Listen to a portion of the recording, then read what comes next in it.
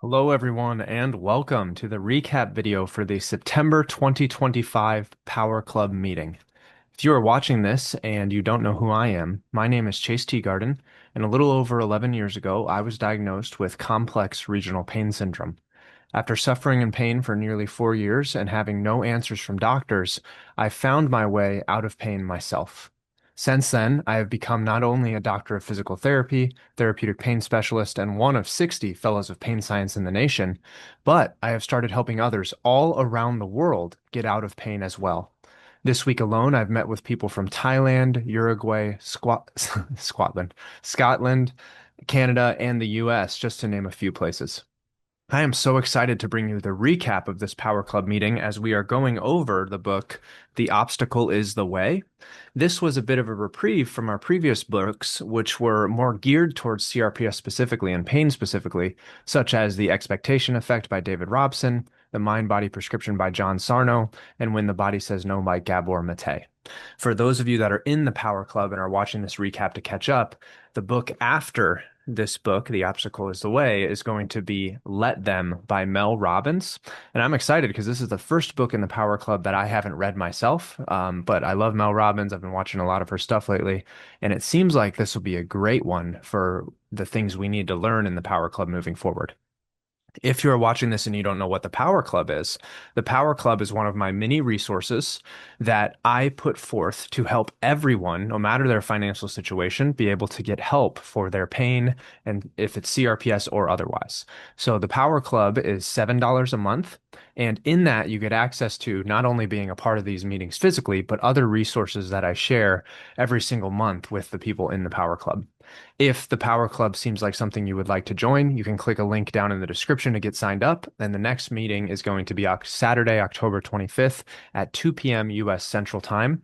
We meet once per month and go over one book each month, as well as setting goals and talking about our experience with CRPS as a community. On top of that, I have many other resources. Not only do I have over 100 hours and counting of free videos here on YouTube, but I also have a weekly newsletter that I send out that is also completely free.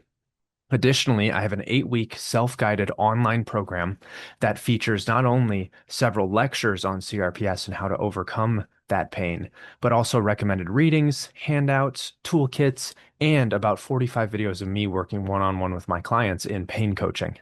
And speaking of that, pain coaching is my one-on-one completely customized program to help get you out of pain. And you could join one of these people here, or these people here, or these people here who I've helped get out of pain and get there yourself. So if you are interested in my free resources, including YouTube and my newsletter, the Power Club for $7 a month, the online course that I have, or my pain coaching, all of those links are in the description down below.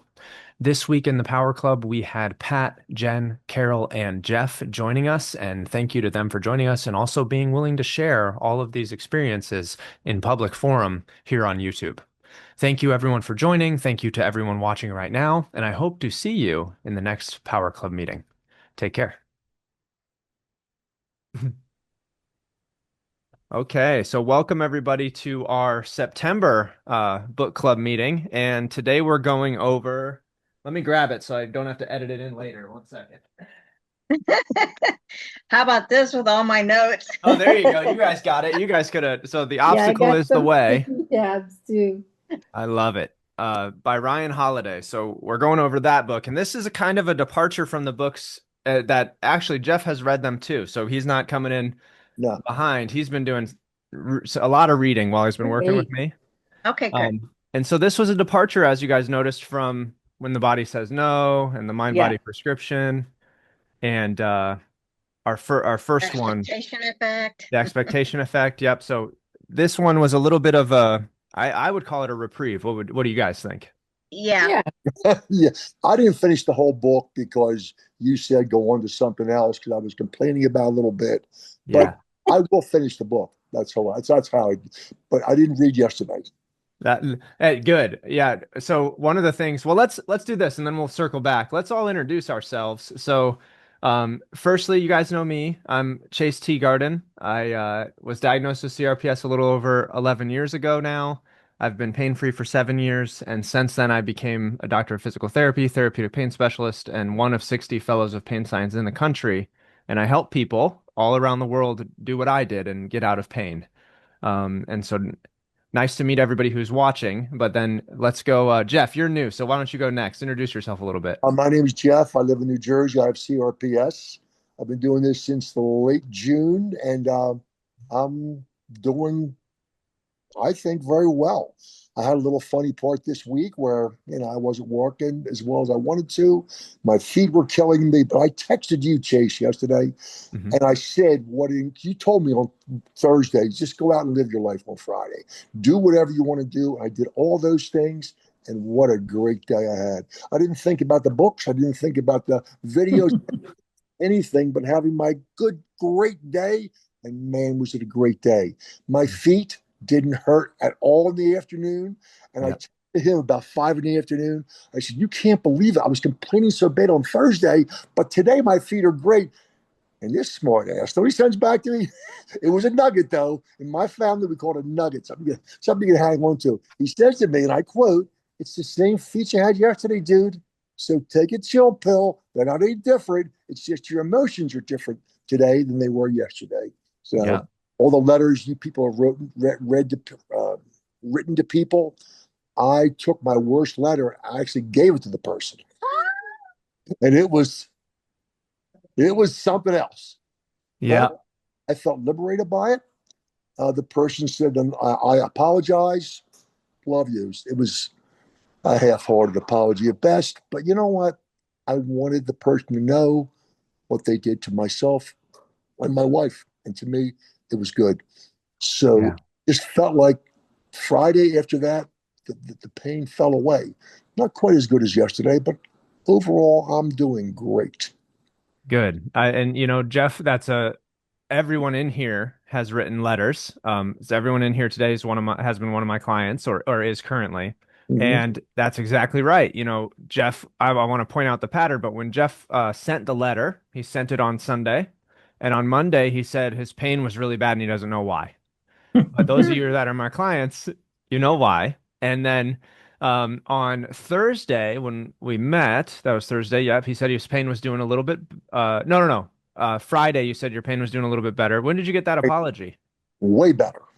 I got the apology Thursday late, but I had a great day Friday. It just everything switched. Yeah. Today was much better. Today was much closer to yesterday than Thursday. So yeah, I'm very happy. You're talking to a happy person, because you guys know CRPS. It is just no joyride. Oh no, it's not. It's hard. Yeah, and when Jeff came to me, how long have you been dealing with pain total, Jeff? 2020. Since 2020. Yep. And when he came to me, he was told he had bone on bone hip. He thought he was done for, right? Done. How's the hip? The hip feels okay most days. Feels okay. So we're on the right course, and Jeff's doing a great job. And Carol joined us, so I want to say hi to Carol. So she's walking somewhere, it looks like. So we're introducing ourselves, Carol. Hi, sorry. I just the Saturday meetings time are a little crazy because it's math time for me, so I just run around and get my things done ahead of time. So my name's Carol. I'm from New York. I've been working with Chase. Just like, I can't even believe that, like, right at Chase, you can vouch that I'm like walking around doing things, living a normal life. Yeah. From March to now. It's Love unbelievable. I'm going to cry. It's very emotional this week. But yeah, nice to meet everyone. I didn't make last month because I was away, but it's good to be back. Yeah, it's good to have you back. And Carol, just give us a little bit of background. Where were you when you met me? Okay. I was in my room crying at 11 o'clock at night and praying out loud, which I never do, pleading with God. Not only was I in horrific pain, but it was like messing with my mind. And I've been through things. I'm 53 years old. I've been through other things. I had cancer in the past. I never felt abandoned by God. It literally just like messed with my mind. And I just, the burning of my arm, I'm going to hell. So somehow Chase reached out to me, I guess, from messages that I had put on message boards. And just at that time, I was so overwhelmed with pain and fear that I just made this decision At that moment, I don't know him, but I'm going to trust what he says right now.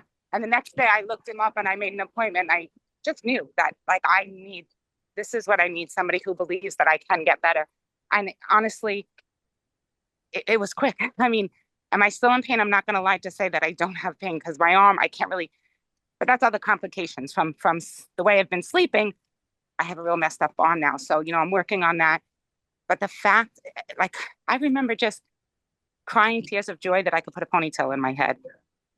That I went for a pedicure once because I hadn't been out of my house in months other than work. It's unbelievable how far I came. And Chase, I haven't talked to you in private, but there's so many people. My cousin really needs your help. Yeah, it's amazing what I've learned here.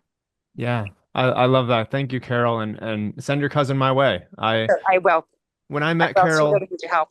yeah, I'm ready anytime. When I met Carol, much like a lot of you guys and much like myself, when she was in the thick of things, it's really puts you in a panic, because you hear from doctors that you're doomed, this is your life, good luck. And yeah, when Carol and I met, it was a different demeanor than today, that's for sure. And so yeah, I'm very glad to see where you're at right now, Carol, and that things are looking up. And I'm excited eventually to get your testimony filmed as well. We got to get that out there. Yeah, absolutely. I mean, Jace, you saved my life. Honestly, I can't tell you how much I appreciate you. And when I tell people about you, I think they think I'm a little, crazy. I'm like, no, please, what you're saying is not right. It's not true. Please just go on his website. Please listen to me. Yeah. So yeah. My hope is that more people find out, because we can't take Percocet for the rest of our lives. Right. You could, but it won't be fun. That's right. For sure. Exactly. I love that, and that really means a lot. And a lot of we're in the book club, and a lot of the books that I've read, I consider those people I've learned from. And if I met those people in person, I would say to Gabor or Sarno or Nicole Sachs or Bessel van der Kolk, any of these authors, I would say a similar thing. I would say, you showing me these ideas not only saved me, but it's saving other people in that way too. And so each of you, as you learn these concepts, this pattern is kind of something, once you see it, Pat, you said this in your testimony, I think, once you see it, you can't unsee it. So you meet someone like your cousin, well, you already knew your cousin, but you go to your cousin, Carol, and you're like, wait a minute, all this stuff is going on in your life at the same time that you're having all this pain. Maybe this is kind of similar. Right. So I just want to tell you that, and I'll make it very short, but it's so crazy because my cousin had battled lung cancer for 3 years, and her mom is elderly and, who knows, she's 92. So my cousin has all these things going on in her life, but she's also has a big fear of dying because of what she's been through. Yeah. But they keep doing all these scans and there's nothing there, Chase. Yeah. And I'm telling her, no, Trish, it's because you have yourself. It's because of your fear and I'm talking about the central nervous system. I know she thinks I'm crazy, but I know this is what it is. I mean, I was in the hospital with her till 1 o'clock in the morning. Thank you, God. Everything's clear. So what is it? Right. Yeah. Yeah. We see this a lot, time and time again, especially if, was she caring for her mom? Yes, she was. And she also, she's like in a lot of ways caretaker in the family for her, she's my cousin's, like her mother, her niece who has physical disabilities. And now because she's the one, I think that she doesn't know where to go with this. She's usually the one to take care of everyone else, Right. Exactly. Yeah. And that's all of us. That's a lot of us. Yeah. Jeff in his session the other day, he said that he doesn't care for other people, but then at the end of the session he mentioned this compound he built for everyone in his family, and so we don't really we don't notice how much of a caretaker we are for whether it's those around us or a bunch of cats or our piano students. It all depends the avenue, but we are self-sacrificing recovering people pleasers is kind of where the chronic pain community falls. And Carol, yeah, I knew that was true for your cousin because it was true for me. And I've never really shared this, but I've been putting together some things here when it came to my own life. And you guys kind of know my story where in 2008, I started having back pain. In 2012, I had my back surgery. In 2013, I had a second one and then was diagnosed with CRPS. Well, That's that same thing. In 2008, that was when my mom was diagnosed with cancer. Then in 2011, 6 months before my back surgery, she passed. In 2013, 6 months before my second back surgery, my brother had passed, and then I was diagnosed with CRPS. The interesting thing about that is when my back pain started, shortly after my mom was diagnosed with cancer, my back pain started in my low back. Well, as I explore my own experience in my own life and write letters still, to this day, trying to learn about myself, I recall that my mother, when we found out about her cancer, she bent down to pick up our Shih Tzu, and those are small dogs. She bent down to pick up our Shih Tzu and broke her back in her low back. Additionally, throughout my mom's life, I remember her dealing with plantar fasciitis, which I believe is another alphabet syndrome similar to CRPS and these other conditions. But I would always massage her foot. And the foot that I ended up having CRPS in was my left foot, which is the same foot that I'd always massaged for her.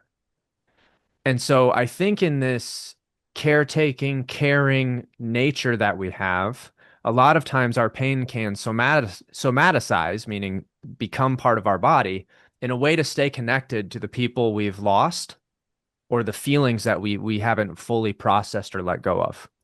So I think that my back pain starting was a way I stayed connected to my mom. And I think that when I fixed it with surgery, the natural progression was for it to show up somewhere else that was also connected. Now, do I think that's true for everyone? Not necessarily. I think that pain shows up in our hands for certain reasons. Like if we have an emotion where we want to, do this to somebody. Um, I think that pain shows up in our feet when we feel like we're walking on eggshells around a family member. I think that pain shows up in our jaw when we feel like we have a little bit too much on our plate. Okay, and so each of you, as I reference those things, I know because I know you guys that resonated. And so, speaking of knowing you guys, we still have two more people to introduce. So I'm going to go with to the right of me. That's Jen. Jen, go ahead. Okay. I'm Jen Paulman. I live in Arizona and I have had CRPS over a year. So I was injured last year in May from a crush injury to my whole arm. And then I needed shoulder surgery in July from it. And so 3 weeks after that, at my follow-up, my doctor, my specialist noticed that I probably had CRPS. So he sent me to a hand certified PT. So I just actually finished PT last week. I Woo. went 3 weeks and I still have PT to do it at the gym, but I actually discharged myself early based on Chase saying that it was actually more harmful at this point than doing me good because we were now focusing on the last 20% that I could get in my wrist or how much I can't get back and going behind me, So instead of focusing on all that I did get, and I was starting to go to the gym with my husband again and do the PT there. So I might as well do it there with him. And it's a better atmosphere. People are, getting healthy. So it's better than seeing other people starting out hurting. That's what my husband said to me. So I was going to just put it out another week and then, then discharge. But then I just decided like the next day to just do it. And it was the best decision. So I've now been working out 3 times a week and I'm sore from last night. I told Chase yesterday at our 101 that I'm not bending because usually with fibro, my back hurts and standing at the sink. And he's like, well, I think you need to start bending at the gym. And I'm like, why, what? I don't want to bend and hurt. And Rick's like, well, you need to do that for normal life things so you can pick up your Christmas bins and stuff. Okay. It was funny. So he handed me 3 pounds and I bent over and just, not all the way to the ground, but just the 3 pounds were like vertical. So then I just put those to the ground. And man, my glute is on fire today, but I feel good. I'm doing extra things. I added 2 other things last night to my other PT. So I'm excited. I'm doing more. Yeah. And I know that I'm sore because I'm adding so much to the whole body workout too. So mindset, I had kind of a flare this last week. So it's all a mindset of just being, it's okay. It's just because you're adding a whole bunch to, and there was emotional stuff last week. Just you're okay. It's not going to be like this forever.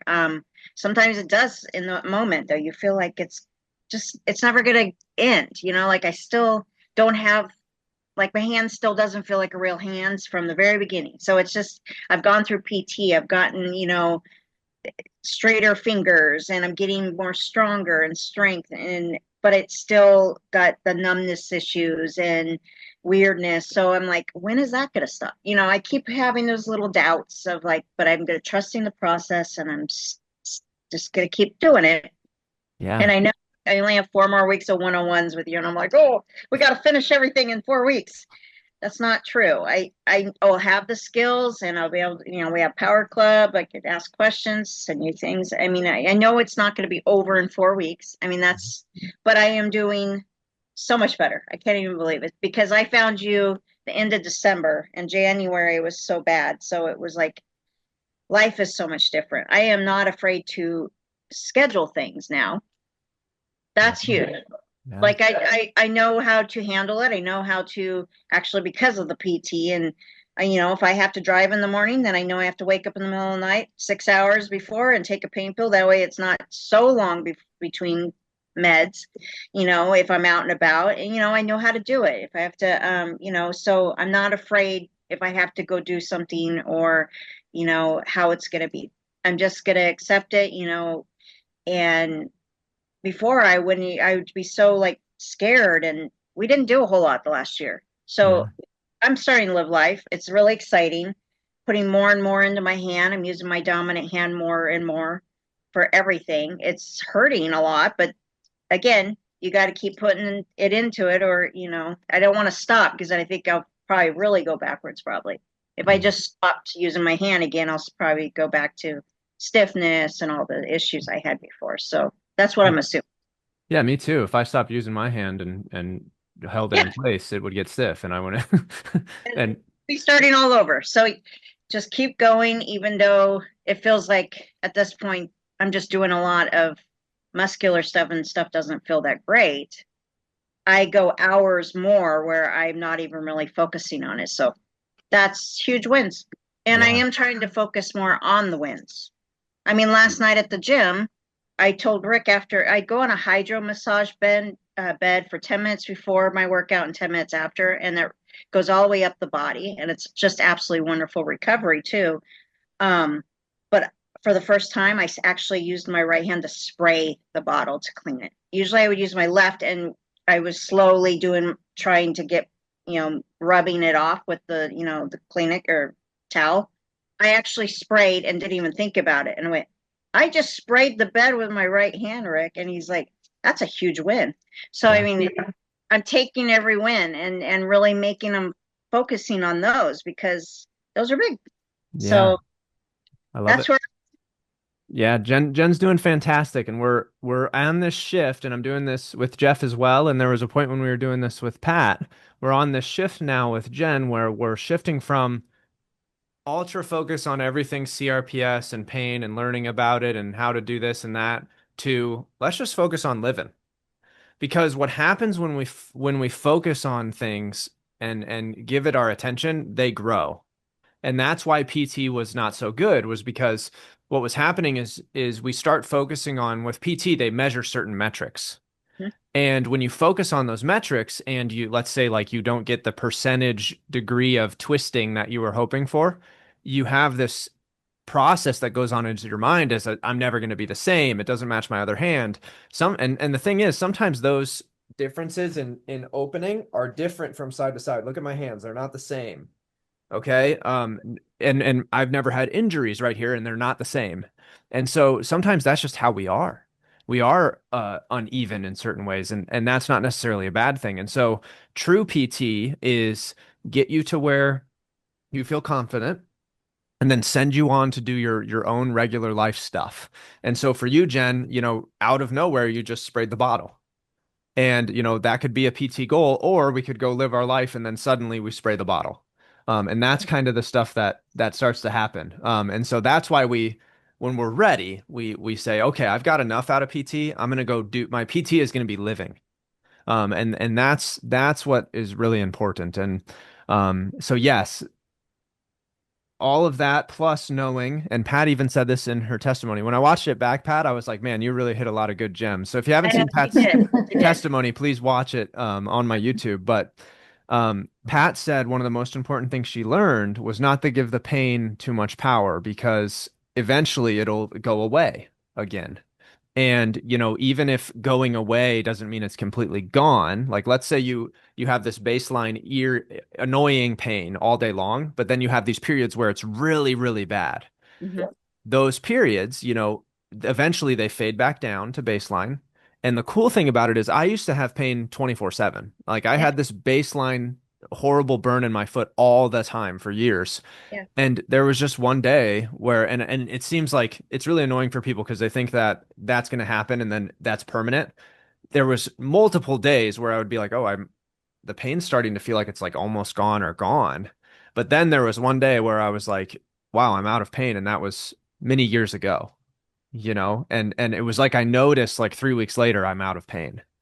And so continuing on with life and getting back to life and not identifying with CRPS anymore in such a way that we hold it close and like have it as part of us is really important.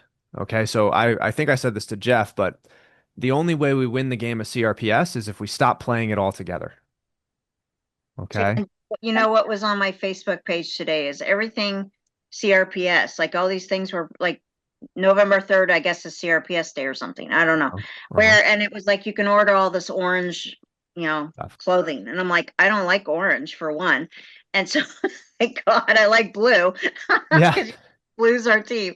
Yes. Blue. So if anybody who doesn't know, blue is the opposite of orange, and that's why all my shirts and all of my marketing and things like that is all blue, is because I want to detach from the CRPS being an identity.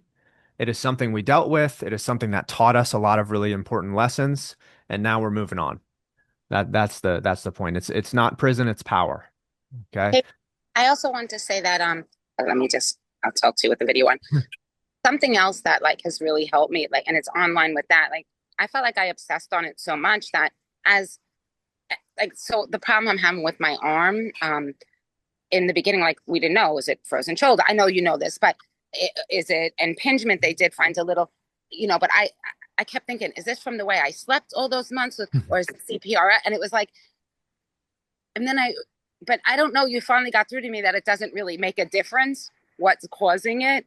So yeah. I don't feel the need to like have these diagnoses, like trigger finger in my hand, whatever. Okay, just keep going with the plan. Like, you know what I mean? So like, I just apply it to that, and also like just you say try to ignore it, don't give it so much power. But I think labeling it was a big thing to me, and it was really important to learn that this plan works not just for CPRS but for chronic pain, so that I can apply it there without feeling like I have to find out what this is. Is there a better treatment I should have? Am I neglecting, like being lazy? Should I be going to the doctor? Like I've stopped doing that. And Yes. Yes, and that's exactly right, Carol. That obsession with finding out the why. Yeah. In the beginning, like it might be okay, but once we recognize that, like, hey, we've been to a bunch of doctors, the scans are saying nothing, or they don't have answers, or they say, I don't know, maybe this. And once we realize that that is no longer serving us, and in fact, it's probably hurting us because we are putting our emotional system and our nervous system in a state of heightened, it's called hypervigilance and catastrophization. We're heightening our central nervous system to the point that it's just driving us nuts. That is not good for us. And yes, Carol's exactly right. What happened to her happens to a lot of my clients where I think it's happened to at least three of you in here where the CRPS pain will start to come down and then we'll be like, oh, but my shoulder. And then the shoulder pain will go away and it'll be like, but the thing in my neck, the cervical spine, the herniations. And then that'll go away and they'll be like, but did you see my lower back? And it's like all of these things are the same problem. And what is happening is the pain is moving to continue to distract you from the emotions that you're not facing. Other practitioners talk about this. In Sarno's book, he called it the symptom imperative, and then in Nicole Sachs' book, which we'll read eventually, she calls it extinction bursts. meaning the closer you get to being out of pain, all of a sudden other pains start popping up, kind of saying, no, you need me. You have to fixate on me for your protection. It's almost an addiction in certain ways, like that need to find answers, that and it's comforting to be in groups where we're searching for answers with a bunch of different people. But the problem there, as many of you recognize, is when we're in those groups, and Pat did very good in the beginning. She silenced all of that noise. When we're in those groups, they will take over our psyche in a way, and we'll just see bad story after bad story after bad story, and we think that's what's coming for us. Right. That's the difficulty. Pat's been super patient, but she just had her testimony come out, and she's a woman of the day. So Pat, go ahead, introduce yourself. I'm Pat Murray. I'm from Ontario, Canada, and I'm living life. Yeah, living life. She is. Thanks to Chase and yeah, the great program he's put together online and with the one-on-one coaching. Yeah. Yeah, I've been a client of his since last January with one-on-one. We did a Yeah. lot of one-on-one Pat, because I Pat had it for almost 10 years. Yeah, Pat was dealing with this for almost a decade, which is just wild to think about. And Pat tried a lot of different things. She explored and self-educated and did a lot. And I think the our journey together has been a journey of self-discovery, not only for her but for myself too. Pat's taught me a lot of things that I then turned and even used with some of you guys. So you can thank Pat for that. There's a Latin phrase, docendo decimus, I think is how you say it. It means by teaching we learn, and that's definitely true. When I'm helping all of you guys, I learn things from there. And Carol just put in the chat, thanks, Pat. So, um, You're welcome. so awesome. Well, speaking on a lot of these topics, Carol kind of pushed us into the book a little bit when she said it doesn't really matter what is standing in our way, right? We just need to move forward. And that's what's cool about the title of this book. And I took inspiration from the title of this book for my own slogan. Okay. Pain is not your prison, it is your power, is rather similar to the obstacle is the way. Hmm. So when I How do think you think that, Chase? So when I think about pain, I think about it being a messenger. And I can't decide, the more I work with people, I can't decide if it's protecting us from something, if it's distracting us from something, or if it's trying to show us something. Sometimes I think that pain is a small part of us, an internal younger part of us that is saying, "Hey, you're neglecting me. You're neglecting yourself. I need you to pay attention to me and the feelings that you're having." Okay. And this can be in a situation where I have a number of clients who are in relationships that are very toxic, you could say, not the best for them at the moment. And they aren't putting their foot down or standing up for themselves in that relationship. And that's why the pain is in their foot. And if they paid attention to that and they notice that every time they have a hard discussion with their spouse, their pain isn't heightening up, then maybe they can find that, hey, there's something I need to speak up about, a feeling that I'm having to change this dynamic. And changing that dynamic, not to get confused, doesn't mean they have to leave the relationship. It just means that they have to give voice to that little person inside them that is holding a flame to their foot. You know? Literally.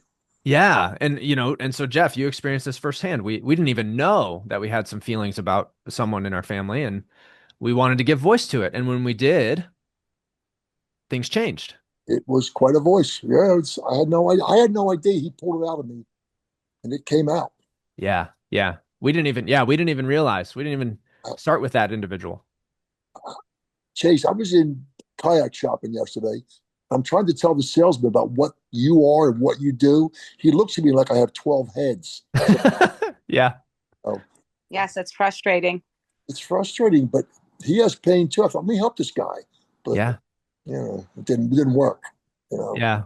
It's hard to when we live in a medical model, especially that points to the body, it's hard to see the power of the mind. right here, the spine, but his eyes glazed over, you know. Yeah. It's okay. At least you And, planted a seed. maybe, Um, yeah, maybe. yeah. But so does that make sense, Pat? How I correlate that the obstacle might be the way? So the pain is the obstacle, and that's literally the way. Okay. And it's not only from a mental and emotional standpoint, but a physical standpoint too. So Jen was just saying it's hard for me to do things with my hand. So she needs to do things with her hand. It's hard for her to bend over. So I say, you need to bend. Jeff says, oh, I haven't walked in years. Okay, go walk. Same thing with you, Pat. There was a time when we were worried about the swimming pool, remember? And I said, okay, well, if we don't go to the pool, nothing changes. And I use the bungee jumping analogy too. I don't know if I've done this with you guys, but how do I, if you know the answer, stay silent, but how do I get over my fear of bungee jumping? What's what do I do? What do I need You to do? go swimming. You go swimming. There you go. You don't do it. I would never go do it. I wouldn't do it. Right. What's that, Jeff? I wouldn't do it in the first place. So yeah, so we wouldn't. Some people wouldn't do it, but let's say someone wants to do it, but they're deathly afraid of it. You got to do it. You got to jump off. You got to jump off, yes, because if you go up to the ledge and you look and you're sitting there and then you leave, you're only more afraid the next time. And if you I keep, thought you were going to say, Chase, you would go and stand on a step ladder and jump off that first. you could do that, yeah, okay, I like that. So Bit by bit, right? yes, Pat's on to something good here. Bit by bit, you could do step ladder, you could do kitchen counter, you could do ladder onto padded mattress, and then go from there. Yes, you could do that. Can I share? I'm sorry. Go ahead. Sorry, I didn't interrupt. It's okay. I was gonna say, ultimately, you're never over your fear of bungee jumping until you do it. That's the truth. And Carol, what were you gonna say? Go ahead. I didn't get over a fear, but you're making me think of something so crazy because you know how like with the CPRS, like when you're feeling fear and anxiety over anything, and then your CPRS always acts up, right? Yeah. So this summer I am terrified of flying. I hate flying and I haven't done it in years. So in August, I went on a trip to Disney on Amtrak. And I'm with my niece and nephew, who I've promised all year we're going to Disney. Long story short, the train ahead of us, a cargo train, thank God nobody was hurt, derailed. Ooh. And they threw us off. Now I'm in DC with my niece and nephew. And if I was by myself, I would have been like, okay, trip canceled. But I had to get on a plane. So right away I go, oh my God, now my CPRS is going to. And I was like, and I changed it. I'm like, okay. So I know what I'm not, Chase, it never hurt. It never flared up. It was the craziest thing. In Disney, my arm never felt better. And that's because in Disney, I don't worry and upset. But we love Disney. Even the plane, like I was terrified. I cried. My poor niece and nephew were traumatized from flying with me, but my arm never acted out. My arm was fine. And it was really because I was talking to myself and saying, okay, so I'm not gonna let it happen this time because I know what it is. So I'm afraid of the plane, but I'm gonna do this, but it has nothing to do with my arm or my hands or my, and it like worked. It never flared up at all. I couldn't believe it. And I kept thinking, part of me thinking here it comes, and it didn't. Yeah. And that's exactly right. That's what it is. And it is the mind, we can all agree that the mind is extremely powerful. And it works against us or it works for us. And changing that dynamic in the way that you did, Carol, and seeing the pattern of like, if we believe something bad is going to happen, most likely something will. But if we say to ourselves, like, you know what? Yes, the flight is going to be scary, but it doesn't mean that my arm needs to hurt. Like I can handle this, then handle, pun intended. Also, it's because you taught me that connection. If you don't receive it, it's not going to help. And that's why, I'm sorry, I forgot his name, who was saying that he's trying to tell somebody about you. Oh, Jeff, yeah. They don't understand. And it sounds a little, but I'm like, you need to be convinced first. It's data driven. So listen to what science has to say. You know what I mean? Yeah. And I think that's why it's been so successful for me.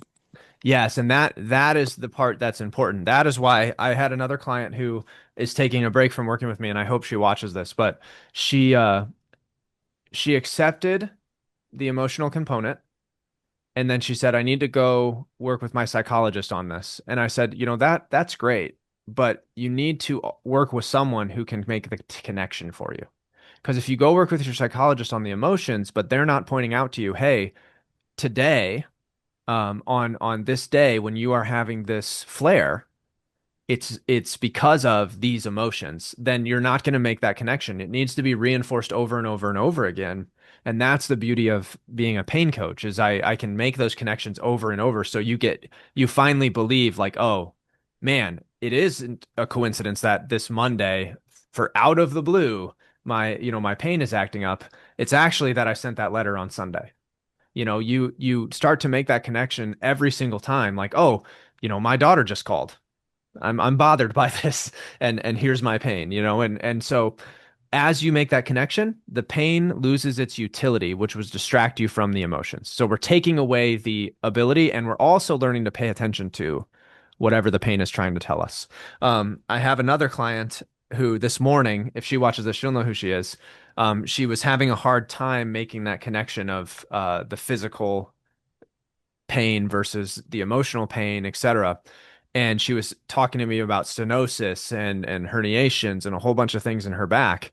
And I just sent her a plethora of studies that said all of the people can have all of these things and have no pain whatsoever. People can have bone on bone and have no pain whatsoever. So if you can have those things and have no pain, then it doesn't cause pain. And that kind of connection is really, really important. And this is true for every part of the body.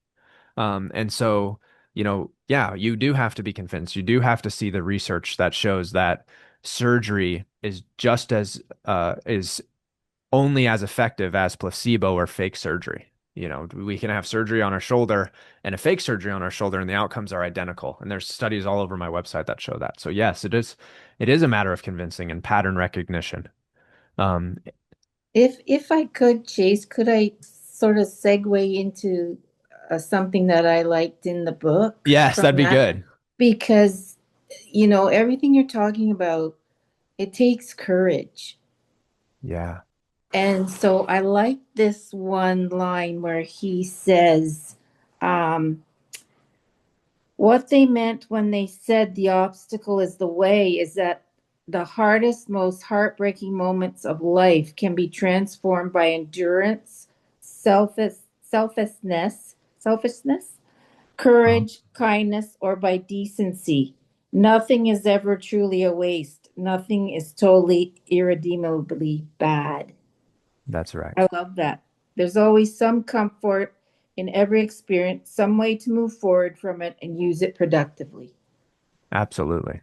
Absolutely. And I found that with CPR, like the obstacle has become the way forward. And, I've had other obstacles in my life for sure. This has been one of the big ones. And yeah, all of those things I have needed to dig down deep and find. And, with your help, overcome CRPS. Yeah. Yeah. Yeah, that's exactly right. And that passage is powerful. And it is a true statement that there's a quote, I think it's called "Never waste a good tragedy," And yeah, I think that ultimately these things that happen to us, even our darkest moments of pain, I look back on them now and I'm thankful, and I think that's really hard when we're in the thick of it to be thankful for the pain. Yeah. But there's a rapper that I like, and he has a couple lines. He says, "Look at where I started, and look at where I'm standing. You can say it's luck, but I know it was planning." And then he says, "I'm thankful for the pain because it gave me understanding." And I think that is what this pain is helping us do, understand ourselves. Yeah. Yeah. Definitely. I like in the book one quote where it says, we should be consistently asking ourselves this question: do I need to freak out about this? Oh, where was that? That's a great that's one. in there. On page 37. Wow, that's a great one, actually. Do I need to freak out about this? Carol, that speaks to you. With what you just mentioned. Yes. What do you got, Jeff? I saw you saying something. I wasn't sure how much I would get out of this book club, but I'm getting a lot out of it, like that right there. I mean, say it again, please, Jen. What'd you just say? It says, do I need to freak out about this? Right. Yeah. Yeah. That's me. Damn right. It is big. Physically, that's a huge thing because I mentioned this before, but during my journey getting out of pain, when I would do new things, my body would do weird stuff. So Uh, like I went on a float trip in a river and I was in some cold water and I got out and later that day, both my legs, which it was only ever in my left leg, both my legs were red and swollen, for mm, about a day or so. And I freaked out. I was afraid to do stuff for several weeks. I was like, what is happening? Is something coming back, et cetera, et cetera. Now, since I went through that experience, I tell people, just this week alone, I had a client who said they had a new weird bruise on their knee. I had a client who said they had this strange pain in their arm they've never had. I had a client who messaged me and said, I'm having twitching in my leg muscle. I had a client who said that they're having some weird itching. All of that I recognize now is our body recalibrating, our nervous system recalibrating, healing, and us moving forward. And so, Jen, you're exactly right. That nugget of do I need to freak out about this? Most of the time, the answer is going to be no. Oh no, it's true, man. And as the type of people we are, we're very much analytical prepared people. And yeah. so we are kind of naturally prone to freak out because of the experiences that we've had as people who end up with CRPS, we do like some control of things. It feels safe, Yeah. right? Yeah. Um, and so that control, it was good for us when we were kids or even into adulthood, but sometimes it becomes too much, and especially in the case of health. For example, getting a bunch of like blood scans, like regular blood work, if you're relatively healthy, very bad. Mhm. It can Okay. freak you out. Getting unnecessary. There's a lot of clinicians who are saying patients should not be able to see their MRIs because they misinterpret it and they freak out. And so yeah, do we need to freak out right now? Great. I love that. I think I should put that on my mirror. Do you need to freak out right now? Then Thought it was pretty good. I might Yeah. just that's Anybody else? I have something that I really liked in the book, but anybody else have more to share? Even you and Pat and Jen, you guys. I have I lots, but I like the blessings and burdens are not mutually exclusive. yeah, Mm, yeah. very true. Absolutely true. Yeah. That reminds me of a quote that I have in my phone. I'm a big quotes guy. Um, but there is, let's see. You go, oh, I'm gonna find Would it. you wish this on yourself? No, but it has made me so much stronger, so much more resilient, a lot of things. Yeah. I Oh, I think, agree totally, Pat, because of what we've Mhm. been through from the beginning. I mean, you went longer. I can't even imagine 10 years of this, but yeah, even just what I accomplished in the last year from what I couldn't even use my arm to, I mean, and now I can. I mean, every step we're building blocks. It was so frustrating how slow it went, but now things are going faster, like leaps and bounds. yeah, it is one of those things where all of a sudden you start gaining momentum. You really Mhm. do. It's kind of a trudge through the mud at first. Mhm. Mhm. And then all of a sudden you get out on the side there where it's a little more firm Yeah. and you're Right. going. Um, Yeah. I want to also I agree with Pat because when you say like would you say the blessings and burdens are like not exclusive? I Mhm. don't know if you remember this, Chase, but one time I had said to you, and I was shocked that I was like proud of myself for feeling this way, but it was when I was still in really a lot of pain. But I actually one day I feel like I made like it helped my faith because I learned that faith means not that I believe God can, but I believe He will. And I never realized that before. And I said to God that day, "Thank you," because if I needed to go through this to find that, then I'm glad I did. And I shared that with Chase at the time. I think overall, anything that we go through in life can make us better people. It makes us more compassionate. So in those senses, we have gained a lot from it. Yeah. And Mhm. the one of the gifts is that you find that person within yourself that you needed to be. Right. Right. That's for sure. Jen had a moment this week that I was really proud of her, where she kind of shifted her perspective on a lot of relationships in her life. A lot of dynamics there. And I think, you're starting to find that person inside yourself, Jen, that you've always needed. We often say, and I think this is true for people who with CRPS, we give the love we give to others is the love we actually need the most. And Right, exactly. Yeah. we will give ourselves to everyone, even when treated badly, even when they maybe have shown that they're not as deserving at the moment of our love and care, and we forget to do that for ourselves. And that's part of what the pain is calling out to us for too. Absolutely. Absolutely. I have another one that I thought was pretty cool. It Yeah. says, we forget in life, it doesn't matter what happens to you or where you came from. It matters what you do with what happens and what you've been given. Yeah. Yeah. I like that. There was a quote, since we're not in the book, but there's a quote I've been hooked on this week. And it is confident, speaking of faith, confidence and fear both require faith in something that hasn't happened yet. At some point, we must ask ourselves, are we choosing fear? And I think that that is very true, unfortunately, for a lot of people dealing with pain, is that because of the things we've been told and the things we've read, and the lack of stories of hope, like the ones that are here in this book club right now, most people don't realize they have no choice but to choose fear, or they've been fed fear. Oh, we'll see you, Carol. Enjoy church. Carol's Bye. checking out. Carol. Um, we can't really hide from this either. It's not something you can run from. You have to deal with it because, it's so painful and you can't just let it be. But once you do lean into it, then it transforms you for sure. Yeah. Yeah. It's calling out to you, you know? Well, Yeah. it's also no fun to dive into those letters and like No. scary to think of putting yourself out there. But I'm actually have come full circle as of yesterday and even thinking of writing my dad physically or now, not just the not hate, but anger, hurt letter I wrote and discussed for like 3 weeks with Chase.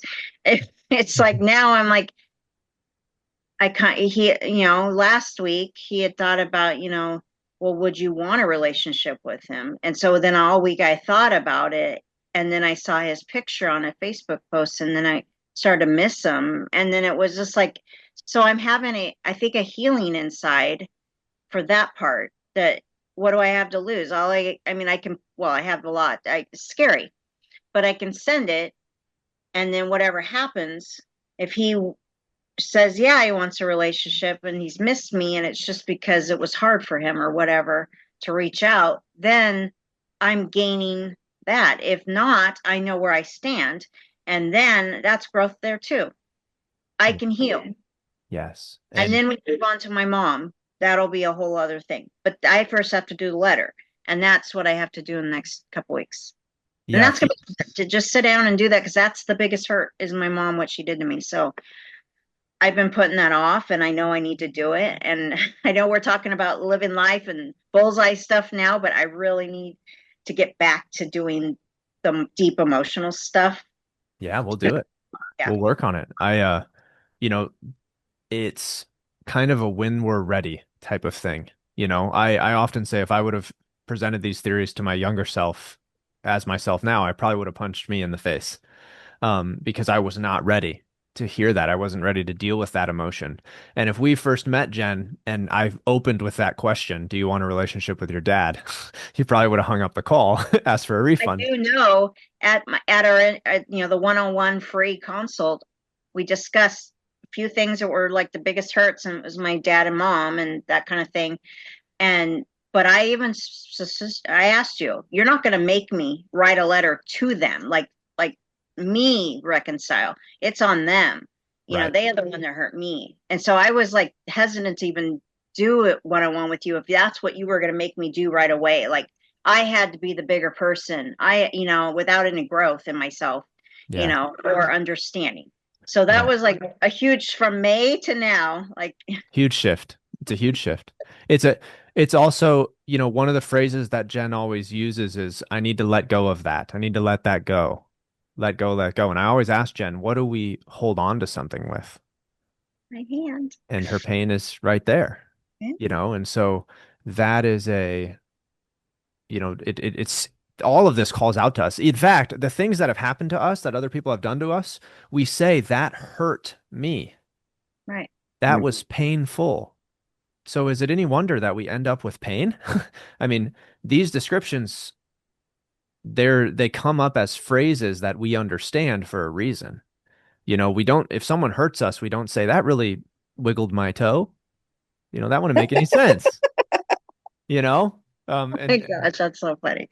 and so, those are things we have to think of. And and we're still going to go through the book, but I want to introduce some more in the book, but I want to introduce the next book because that is something that Jen is we're kind of leading into, okay? Yes, I want to know. I know. It's tough. Everyone finishes the book so quick. They're so good. This is the next book, and if you've read it, it's okay. We're reading it again. So here it is, and this has to do with letting go of things. Okay, so Let Them Theory. Yeah, by Mel Robbins. Jen's already got it queued up. I didn't tell Jen, she just happened to have it. Oh, right. You know that Jen's your pet. You know what's funny is like back in, I think it was like April. This was going around, like people in like It my was. crafting group, and people were like posting, "Oh, have you read this book?" And so I ordered it, and then I'm not a big reader, so it just never got read. And It's then good I timing. joined did the courses, and so started reading all these books, joined the book club, started reading books starting in April. And so it's gotten me in the habit of starting to read books. But then when he mentioned that this book, I was like, please, let's do it. We're at the right time, because I was just discussing yesterday about letting some stuff go, and how I Yeah. did well this week, letting some stuff go with my, daughter-in-law, on FaceTime with the grandkids didn't happen, and I just let it go. It Yeah. didn't it didn't derail me. It Yeah. didn't make me Good. change plans. It didn't make we had a life on Wednesday. Yeah. It wasn't them. It was like, usually I would just, if they're an hour late, I accept it. Oh, they're busy. Well, I'm sorry. We have a life too, So that's what we did. We had a life, and Yeah. total shift. It's a big shift. It's a I'm pulling up an image because I just thought of something for Jeff. But yeah, all of us right now have some things that, we need to shift our feelings about just a little bit, and this let them theory, Mel Robbins is really great if you haven't seen some of her stuff, but this let them theory is a big thing. I was thinking about this, Jeff. You were a football guy, right? Wrestling too. Oh, it's wrestling. Football and wrestling. Football and wrestling. Okay, then it doesn't resonate as much, so I might hold off on this. Maybe I'll show it to you another time. But I'm thinking about that bicep pain that you got, Mm-hmm. um, the other day when, Right. that random bicep pain came up, and Yeah. I was just thinking about how we hold on to things, and when we hold on to a football, we tuck it in, to our bicep right there. So that was kind of I always look for patterns like that. So that was something I was thinking of, but. Yeah, this book, I've been watching a lot of her clips more recently. And to be honest, I haven't read this book yet. Okay. I just know Mel Robbins. And so I'm going to be excited. Have any of you guys read it yet? I didn't get the book yet, Chase. So Yeah. hold it up for them, Jen. Can I see it, Jen, please? Let The Them Theory by Mel Robbins. Mel Robbins. The Let Them Theory. Got it. Thank you, Jen. Yeah. So that's going to be the one that we go through. And I think it's going to have a lot of really good gems for us. Okay. But yeah, so what else? So what else? Okay, so one thing that resonated with me in this book a long time ago when I first read it is the passage about now I'm forgetting the name, but he became a great speaker and he would train himself by holding rocks in his mouth, right? For the Yeah. Oh, dictation. yeah. That was really inspiring to me when I read it. And I actually, at that time, I was in college and I had a fear of public speaking. Like I would get up there and my voice would tremble. I would turn red. My palms would get sweaty. And when I read this book and I read that part about how he became a great speaker, I was like, it kind of shifted my mindset of like, oh, I'm not a bad speaker. I just haven't practiced. And Hmm. so I joined Toastmasters, which is a public speaking competition type group, and I ended Oh, up doing speeches where I competed regionally in Toastmasters speaking. But like the first several speeches, maybe 10, 15 that I did in a small group, because they have like little chapters, Toastmasters chapters, they were horrendous. I was having my speaking anxiety and such. And now, I mean, I speak every day to a bunch of people, right? And Right. so that passage in the book really inspired me taking those steps. Is there anything that you guys have had relative to CRPS or outside of that in life that you were once afraid of and then you took on and that changed? What do you think? We're- I think about like athletic challenges. I think about starting a business. I think about um, going out and joining certain clubs for just things you want to do. I think we all start with a fear of driving. How hard is that going to be? Fear of falling off of our bike, all of that stuff. And I think we're born with this innate ability to get up and keep going. I mean, learning to walk, we have to fall like 1,000 times, right? Mhm. But if Right. we Yeah, he just says that in the book that we have that innately. built Mhm. into us, yeah, Yeah, we yeah. do it. When we talk, we talk like idiots. Like if an adult was talking like a baby, you'd be like, what is going on? But a baby is just trying to talk over and over and over and over again, and then they can. Right. Trying to Okay. walk over and over and over again, and then you can. Jeff, when you were in wrestling, there were probably, certain moves you couldn't do at first, right? It wasn't just a Well, natural. yeah, when you first start, first start. You know what I mean? Yeah. But no, yeah, I know what you mean. But Yeah. even the moves that are difficult for you, if you feel they're going to be integral part of your program, you got to learn them anyway and make them, drill, drill, drill. Yeah. Absolutely. In the book, he says to replace fear with the process. Yes. Mm, That was a big the Alabama football with Coach Saban. He was talking about that, the focusing on the process. Um, yeah, that was it. yeah. Mhm. That's exactly right. Yes, you're afraid, and yes, the task looks daunting. So here's an example he used in the book. If you want to write a book, which is what I'm trying to do right now, um, And you how's it going? it's going well. It's a difficult thing because I have to, if I was writing a book for you guys, I could do that pretty easy, right? But I'm writing a book to where you walk in the bookstore and you see alphabet syndromes on the shelf and you say, "What is that?" And then you have no idea what I'm about to talk about. I have to give everyone background. And that is more difficult than I thought, this challenge to write this, book. But it's gonna be awesome when it's done. Good for you. Yeah. Yeah. Thanks. But he Yeah, said, if I focused on writing an entire book, I would freak out, and I did in the beginning, but now I'm just focusing on like a little bit a day, and yeah, I'll one worry page a about day. yes, and worry about order and structure later. I have a general outline, but Yeah. just get my ideas down on paper. And I've even got a big old notebook here, and you can see it's funny, I've got kind of my symbol there. But where I write down a bunch of my ideas when they come up. Whoops. Awesome. Yeah, Sure. So good yeah, idea.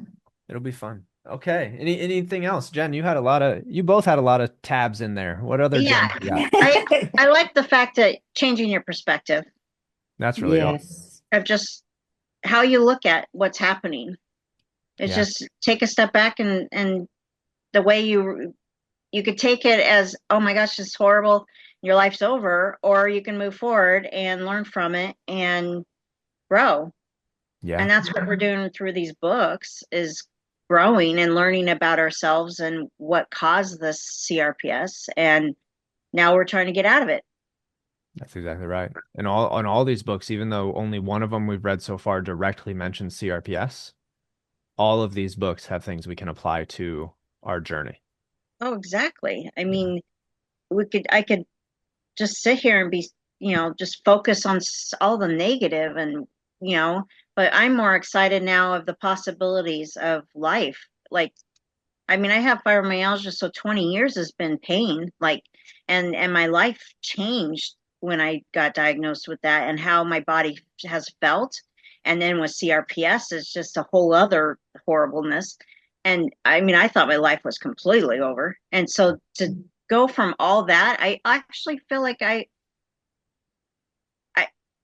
it was a good thing. I mean, I don't know. That's crazy to say now, but I never knew how my personality was wrecking me because I was allowing things that should not be allowed. I was disrespecting myself and not valuing myself to them where I allow other people to hurt me so deeply. Why do I keep doing the same thing? That's insanity. That's like the definition of insanity, expecting a different outcome, but I keep doing the same thing. But I'm trying to get love, so I give so much love. I mean, what Yes. in the world? It's not going to change. It's not going to change my daughter-in-law, her emotional, how she is. She loves me, but it's not going to change her. That's who she is. She doesn't do it on purpose, but I have let myself accept my son and them of how they just disrespect our time and us. And I don't want to do it anymore. I don't think it's fair. I want a life. I need to get a life so I'm not focusing on them. Yeah. I mean, it's not, I don't want to not focus on them. I mean, 100%. If they need me, I'll, be there, but I don't want to put everything into them, Yeah. waiting for them to need me or something. I don't know what it is, but it's not healthy. And this has really taught me with friendships and things moving forward. I need to be very wise of what I choose because I don't want to keep CRPS. I don't want it to just hang on, for dear life. Yeah. I need to get to the other side, eventually like you. And I know I will. I have stuff to tackle still, but I like this from the book where it says, "Nobody is born with a steel backbone. We have to forge that ourselves.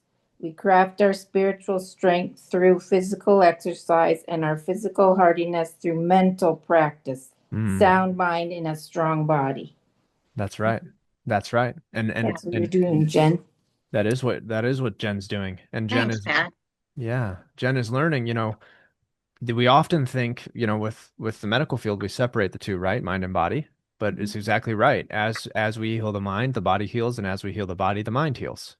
And the coolest thing about this, Jen, is as you start to value yourself in the way that you should be, right? As you start to set boundaries and respect yourself, you give others permission to do the same thing. And the people around you will change and grow because of what you are doing, if they're paying attention. If they're And paying. so what really happens a lot of times when you start healing yourself, other people see like, oh, she's a different person or he's a different person. And then their demeanor starts to change.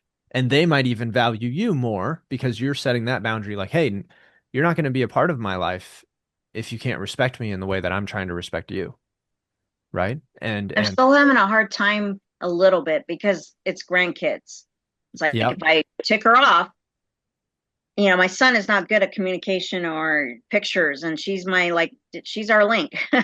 sure. So, so That is it's one of those things where that has been the problem is we can't tell them really how we feel. Like I can't say that really upsets me. It's to the extent I've asked her to nicely send me a one sentence text if you can't make a FaceTime or something. I will understand. Life is busy. You're a single parent now. My son and her broke up, but she's still my daughter-in-law. But I'm like, she's so busy and I have to respect that part because I was there before. I've been there at that with one, and she has two kids. So I'm trying to understand that. But I've always been so like just understanding, completely understanding, like so understanding that giving them so much power that it's not fair because it's like I like belittled myself, like that Yeah.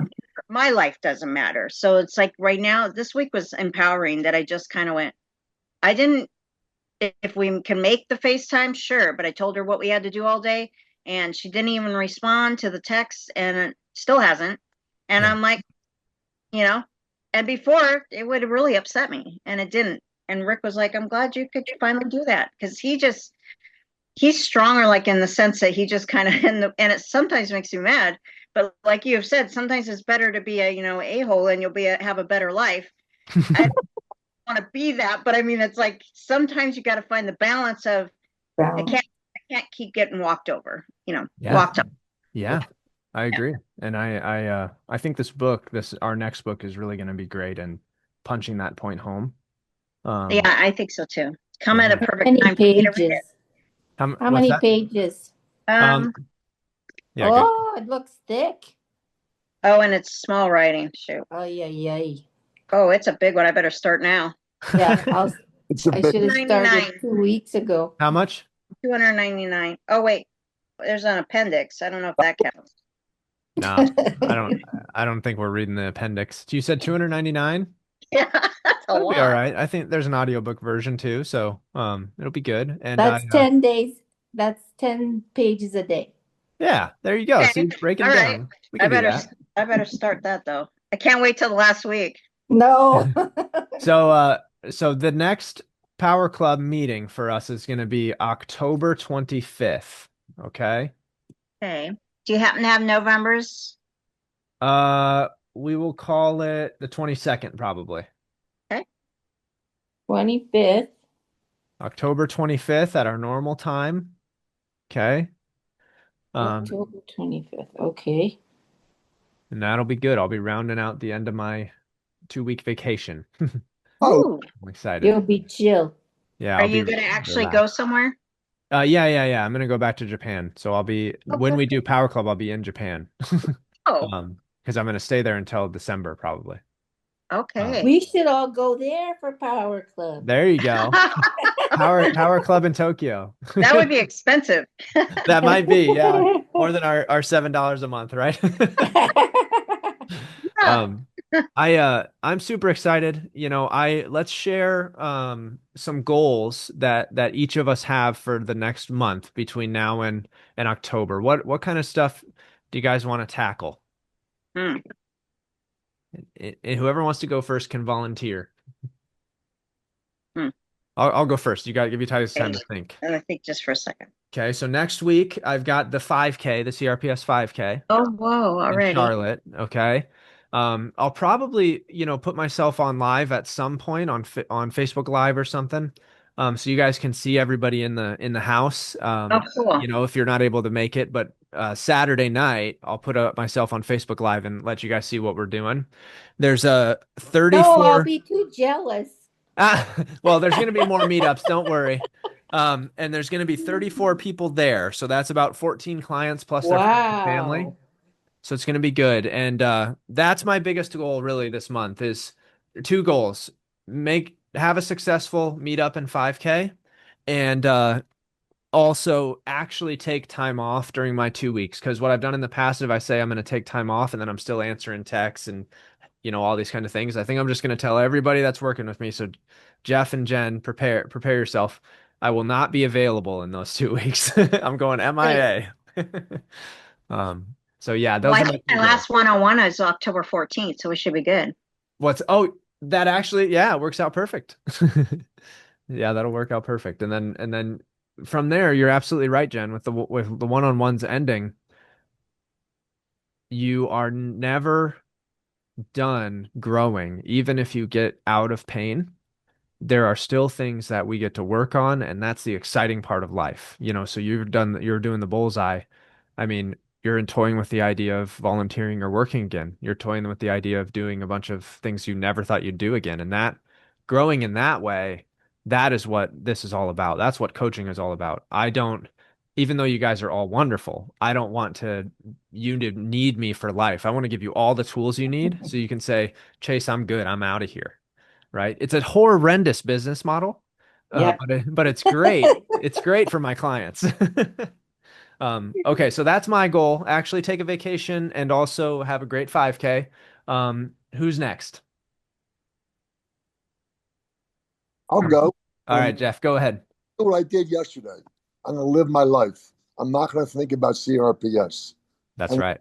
the pain, which, I picked up something in your videos this week because I just keep watching, although not Friday, but something that really helped me a lot this week was I take a little mirror and I look at the bottom of my foot where all the pain is, and I look at I said, brain, for God's sake, look at the foot. There's nothing wrong. And I'm telling you, that pain melts. Now, it doesn't always stay melted, but If you told me this was going to work, I know. See, Pat, I'm not crazy, but this sounds crazy. For your own foot in a mirror. I've had the foot for 73 years, but today's different today. And I look at it, and there's nothing wrong with it. My brain recognizes that, and the pain goes down. Yep. I like it. Yep. Jeff's been flabbergasted by all the progress we've had. Seriously, I was a mess. I couldn't shower that well by Yeah. myself. I mean, Tell and Jeff slept in the bed in his bed for the first time in how many years? 10, 11, or 12. Yes. Yeah. I slept in Wow. a chair since 2011 or 12 or 13 with 4 pillows, multiple ice packs. One night I had 11 ice packs on me. Yeah. I know. So we're breaking free. I love it. Breaking Great goal, living life. And Li- and shout out to my client Alice. She's gonna have her testimony coming out soon. If she somehow is still watching at this timestamp.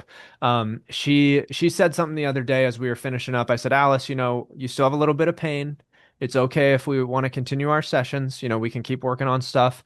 And she said, you know what? No, I just want to move on with my life like I don't have CRPS. And that is such a insightful thing to say because that is exactly like I said, the only way to win the game of CRPS is to stop playing. And that's such an insightful thing to say where you just say, you know what? I'm done researching, I'm done Googling, I'm done doing that stuff. I'm just going to live my life, focus It's on. also a tribute to you, Chase. Oh, well, I appreciate that. Well, the poem you wrote about him is awesome, Pat. Oh, That's thanks. awesome. So good. You hear it? Could we hear the poem, Pat? Oh, so I'll send you, Jeff, her testimony. At the end of her testimony, I've got her poem and I've spliced in some music, and it's really great. I love it. I've been listening to it on repeat. I'm not gonna lie. It's so good. Yeah, She's so talented. she is, and it was a really meaningful when she read it to me. So yeah, I appreciate that. I wanna before Jen and Pat give their talk here, I want to tell you guys about a toast I'm going to do at the 5K. Okay. So if someone happens to read this before, they're going to get spoiled. So if you're coming to the 5K and you don't want to get spoiled, don't listen to this part. But a lot of my clients will say something along the lines of, I hear your voice in my head now. I hear when I'm having this pain, I'm thinking, what is Chase going to say? Or it just comes up.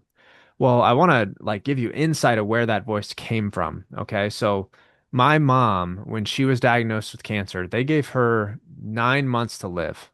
And mind you, when she broke her back before she was diagnosed, I got a call at school that she had broke her back, and I had to go home to check on her, obviously, because she just broke her back and she's laying on the ground in her room, and she's laying on the ground like this. And the medics come in, the paramedics, and my mom, she was kind of heavy, and the paramedics were lifting her up, and she was like, "Oh my gosh, now I know what it's like to be a princess. These handsome men carrying me down the stairs on my throne." And she's on a stretcher, mind you. And so that's hilarious for one. She just broke her back and she's making those statements. Then she gets diagnosed with cancer and they tell her she's got 9 months to live. The whole time that I'm helping her like go to chemo and radiation and stuff like that, she's just joking with everybody. She's dancing when she has to drink her barium to do her scans. She's sending things to her friends about taking Xanax and saying like, "I wish you were here. We could take Xanax and have a party." And Oh, she's just doing all this stuff. And even when she lost her hair, she would wear colorful coach scarves at the detriment to my father's wallet, and matching shoes to like embrace what was happening. And she lived, instead of 9 months, with stage 4 brain, lung, and bone cancer. She lived for 3 years. whoa. And That's why. when I moved back home, because I was at college, and when she started to get real bad, I moved back home to help her. And this was about a month before she passed. She was on a walker. She had like no energy. And I asked her to come look at my room, which was upstairs, up 13 stairs. And she put the walker to the side and she climbed up the stairs. And each stair, I swear, had to take her 3, 4, or 5 minutes. And I was behind her and she would not let me help her. Like she was like, no, I need to do this to like prove myself I can do it. And she gets all the way up the stairs and she sits on the edge of my bed in my room and she's exacerbated, can't catch her breath, is just like, all this stuff. And anyone in that moment, it would be totally justified to be like, wow, I'm really falling apart. I'm really out of shape, those kinds of things. But instead, she said, the room looks nice. Tomorrow it's supposed to be sunny. I think I'll feel better tomorrow. So that being said, when you guys say I hear your voice in my head, it's not mine. It's hers. And so thank her, if anything. Yeah, makes sense. Yeah, based on what you said there. Yeah. Yeah. Yeah. So I've really enjoyed the book club, and I need to hear Pat and Jen's goals. Well, we were concentrating on what you're saying. We I got know now. on my story. I am not gonna freak out about winter coming because I always in the past felt really bad, worse than in the summer with the CRPS because of the cold. So I am not gonna freak out about that. That's one of my goals. I like that. And you know what I would do to facilitate that, Pat, is I would think of all the great things about winter. Embrace it. What's that? Embrace it. Yeah. Think of like the family time, the delicious food that we're gonna make, um, all of that.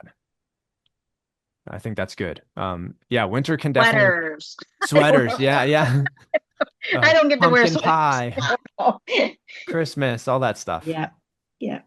Okay, I love that. And then how about you, Jen? Oh gosh. Um, well, I'm going to continue to do my 3 times a week at the gym with Rick and continue to add more things to my workout. Uh-huh.